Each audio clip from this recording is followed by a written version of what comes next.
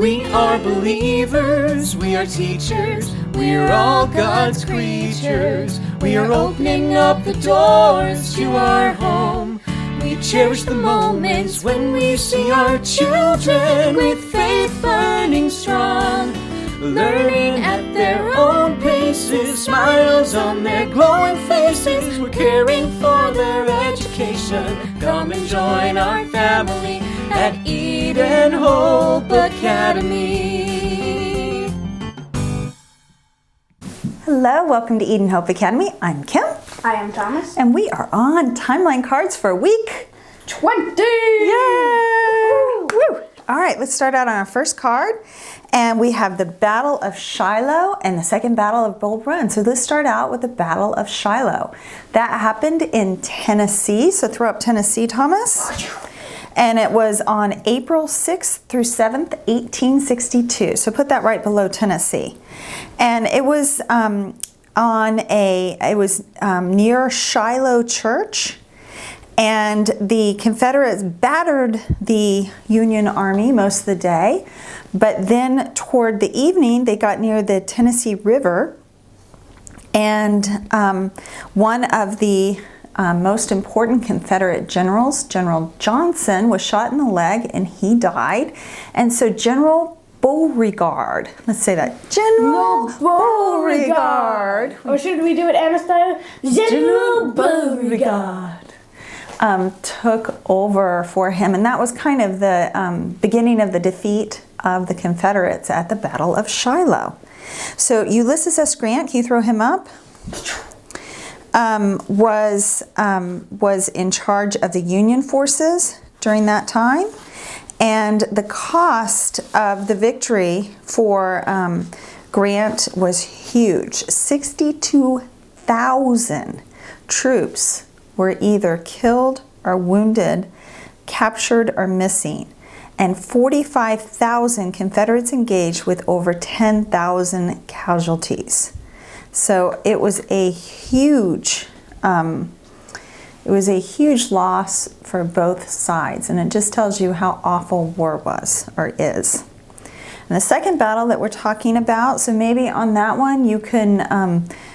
I definitely think you need to say General Beauregard. General Beauregard. And then General Grant, who became our president, Ulysses S. Grant. And maybe you can just do a lot of sad faces or something like that. Or you can be totally creative as well, which I know you are. Next is the second Battle of Bull Run. So where do you think the second Battle of Bull Run happened? It happened where? At Bull Run. Bull Run is in Manassas. Bull Island. Yeah. So Bull Run is in Manassas, Virginia, very close to where we live. And it's just a huge area of fields. And it proved to be the deciding battle in the Civil War campaign. And it was in 1862, and a large number of Union forces commanded by John Pope waited for George McClellan's army. So can you throw up this on the Potomac? And it anticipated of a combined offensive. The Confederate General Robert E. Lee decided to strike first, and Lee sent half of his army of Northern Virginia to hit the Federal supply base at Manassas. It was led by Stonewall Jackson, hero of the first Battle of Bull Run, 13 months earlier. And the rebels are the Southerners, because remember, the Southerners are the Confederates, the Union is in the North, and the Union won this war.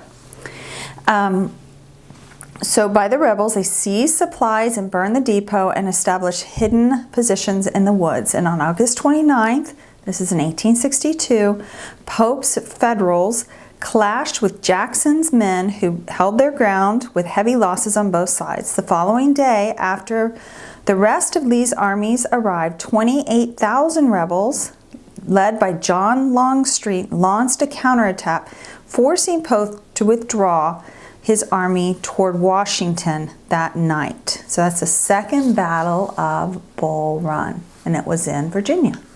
So your next card, so week number 20, card number 2 is Julia Ward Howe. So she wrote the Battle Hymn of the Republic. So we've already sung her song and we've learned a little bit about her. But some of the things that I found interesting about her was that she was very much an abolitionist.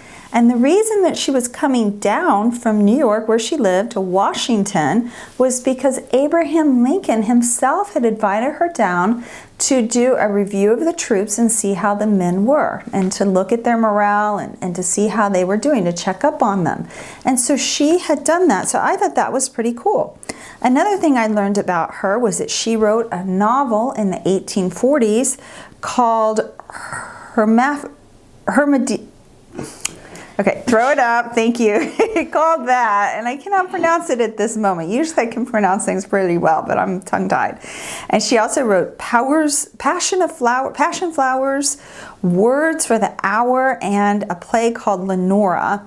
And she wrote for an abolitionist paper with her husband called The Commonwealth. Now, she was homeschooled. And then later in her teens, after she had been educated, she went to a school. So after the civil rights, she worked as a suffragist. I'm really having trouble with pronunciation today, so throw up that word. And it means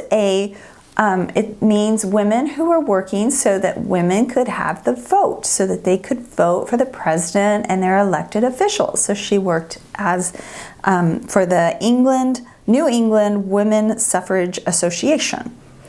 And she was also a lecturer, and she was just a pretty neat woman all around. And I thought it was really cool that she heard from God to write the Battle Hymn of the Republic in her dreams.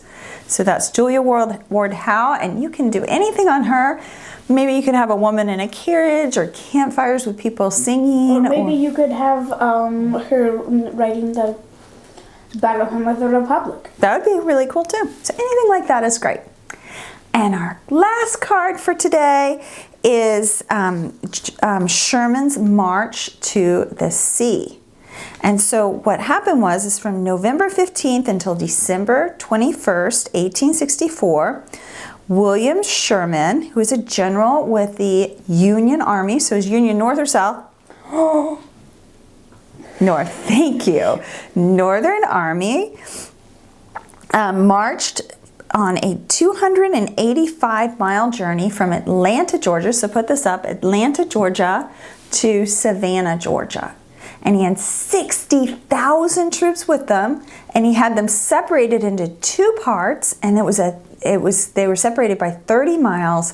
And what he wanted to do is he felt like the Southerners were doing so well in the war because they had so many things, so many resources from home. They had equipment and food and everything like that in the South. And so it was his job, he wanted to get rid of those things by burning or stealing them. So it wasn't very nice of him. And so some of the Southerners realized what he was going to do, and so they went ahead of him, and they burned and stole from places along the way too before he could get there. But it was... That reminds me of another card. Which one was that? I forget what it's called, but the motion is the army withering down. And Napoleon. Yes. Napoleon's army going into Russia. So go ahead. So what did the Russians do? What they did is they thought, we know that they're coming here. And so what they did is they actually just moved back and burnt their homes. So many of them couldn't get resources, and so their plan was to collect resources so they could keep moving. What do you mean by resources? Can you define that? Such as food, clothing, shelter, and they had pretty much... Even firewood, right? Yeah, and they had destroyed that. Very good. That's a very good link. Oh, Pinky Link. Anna and I do Pinky Link. Yay, Pinky Link on that one. Good job. So he linked this to Napoleon Bonaparte. So Sherman said that he wanted to make the old, young, rich, and poor feel the hard hand of war. I'm thinking he wasn't a very nice person. What are you thinking? I'm scared. Okay, so he marched all of that way, and so a Carolina named Mary Boykin Chestnut, and she wrote in her diary about the fear of this march, and she said, now I'm going to say it in a very southern way, she said, I have felt as if we are going to be wiped off the earth. Now, if Baker from our Reston campus is watching this, which you better be, I'd like to make sure that this is correct. So if you could verify with your mother, who is a true Southern Belle, we would appreciate it. Now, as they went through, they called it bumming, and I thought that was interesting. The soldiers were allowed to take anything that they wanted to, especially if they found a barn full of things that they wanted, like food or ammo or anything like that. And so they would stuff it in their pockets, they'd stuff it down their shirts, any way they could get it. And they didn't burn down any houses that the people let them into, so to speak, but they did take pretty much anything they wanted to from those who were who rebuffed their efforts, and they called it bumming. So I just thought that was an interesting term for it. So those are our cards for this week, and we look forward to seeing you in class. We'll see you later. Thanks, Thomas. Bye. Thank you.